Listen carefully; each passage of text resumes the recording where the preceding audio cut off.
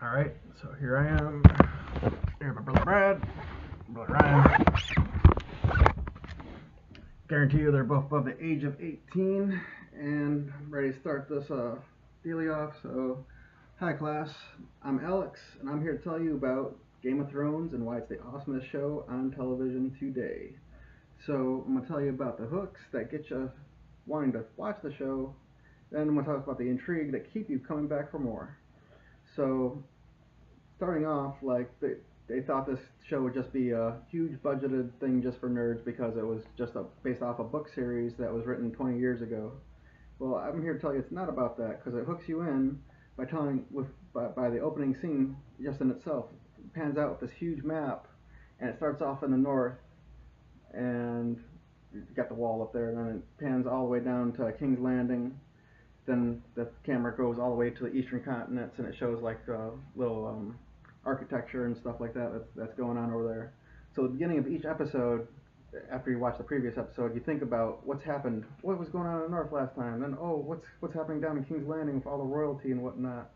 Then it goes over the east coast, like what's happening on that side of the world, and so that hooks you in just like that.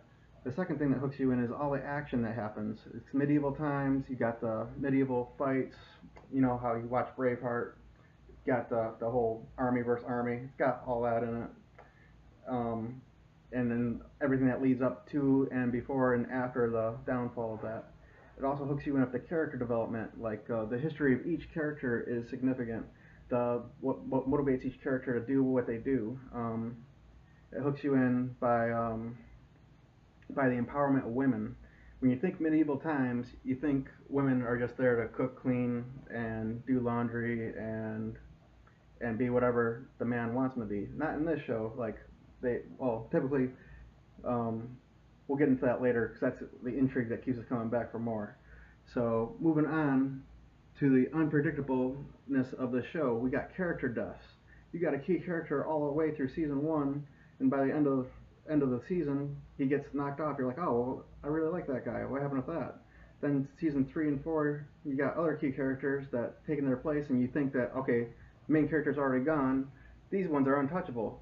That's not happening in Game of Thrones. We kill whoever we want, and that's just what makes this show amazing. It keeps me intrigued. It keeps me coming back.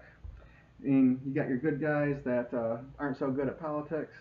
Then you got your bad guys that start off real bad. You're like, oh, I hate that guy. But sometimes they start doing some acts of heroism and move the way on up. You're like, oh, he's not so bad.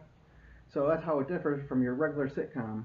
Your sitcom usually has one protagonist, one antagonist, and each episode furthers your storyline further and further to try to get to the end goal where you know where hero's gonna save the day, and everyone's gonna high five, and you're gonna have your typical ending. Not in Game of Thrones, because it changes from week to week who your protagonist, who your antagonist is. You don't know what's gonna happen. Is he coming from the left? I don't know. To the right? I don't know.